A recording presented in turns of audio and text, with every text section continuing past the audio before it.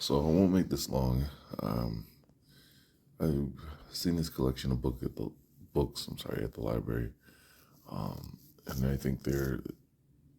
thought they were interesting. They were actually in a section where you could only look at the books in that specific area. They won't allow you to walk around the library with them. They won't let you leave that area with them. They won't let you check them out and take them home with you. So um, I was just skimming through some pages when I had seen the titles, and I thought they were interesting. Because look, you have Oceania, you have North America, Latin America, Egypt, Indo, Chinese, and yeah. So I just wanted to show you one page I thought was interesting. Hebrew belief, Babylonian influence on. V156 religion stands apart from Semitic verses. XVI tradition uninfluenced by Gilgamesh. Epic, version 266 to 267 Hebrews, Habriu probably identical. With version 72 to 73, 74 Hadin E. 286. King E. 123, 162. Hey, air god, she. 89 and Hehet, Hehut, Lift sun, Kepri. Over eastern horizon, she. 48, 49, Fig. 4-5, blended with Shu, she. 44, 65, Fig. 71, 369, 26. Created to support Nut, she. 77 Shu soul of, she.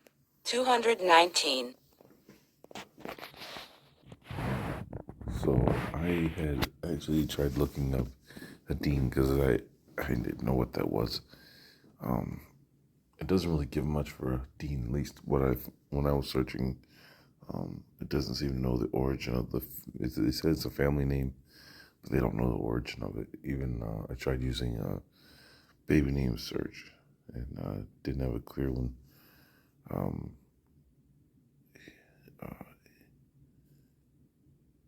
What was the other one? The Hebrew. They're the one right there next to the Hebrew. Now that one, they gave you a page for that. They're seeming to say that this was people that crossed over from the Promised Land. It's a Babylon. I'll show you the name. I think it's interesting. There's no Jewish Encyclopedia page for this title. Let me see here.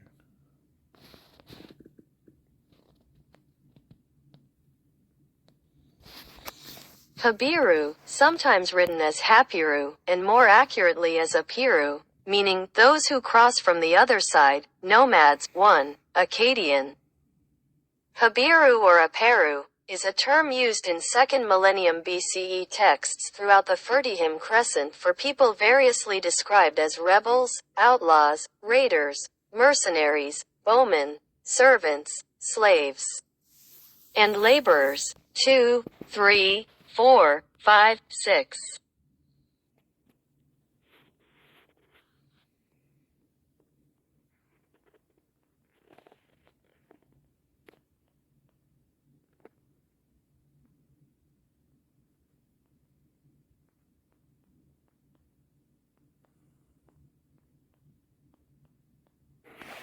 That's what we want.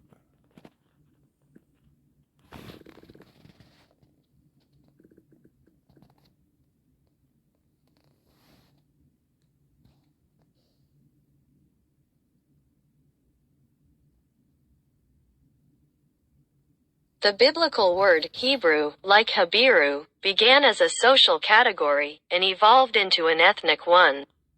16. Since the discovery of the 2nd millennium BCE inscriptions mentioning the Habiru, there have been many theories linking these to the Hebrews of the Bible.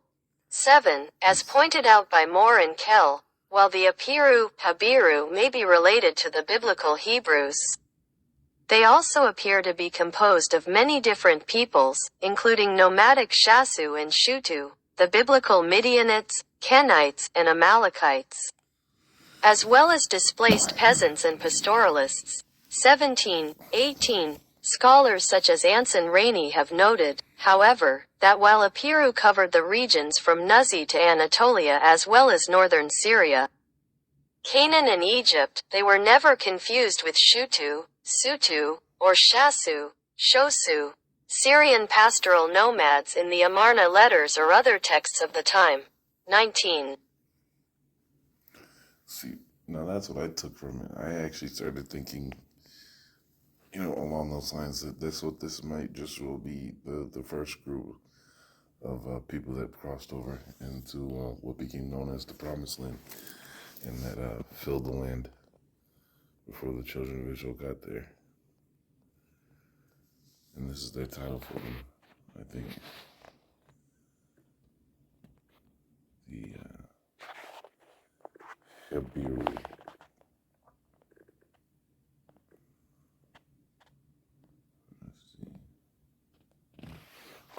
In the time of Rim Sinai, 1822 BCE to 1763 BCE, the Sumerians knew a group of Aramaean nomads living in southern Mesopotamia as Sa, Gaz, which meant trespassers. 7.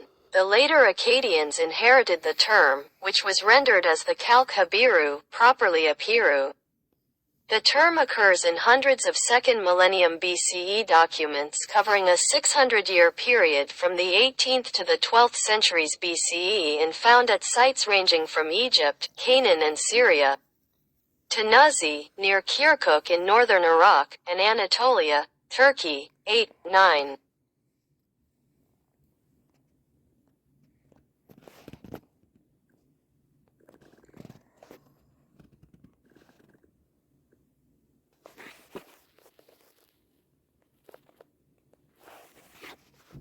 Not all Habiru were murderers and robbers. 10. In the 18th century BCE a North Syrian king named Urkabdam, circa 1740 BCE, made peace with the warlord, Shemuba and his Habiru. 11. While the Apiru, Idrimi of Alalak, was the son of a deposed king, and formed a band of Apiru to make himself king of Alalak.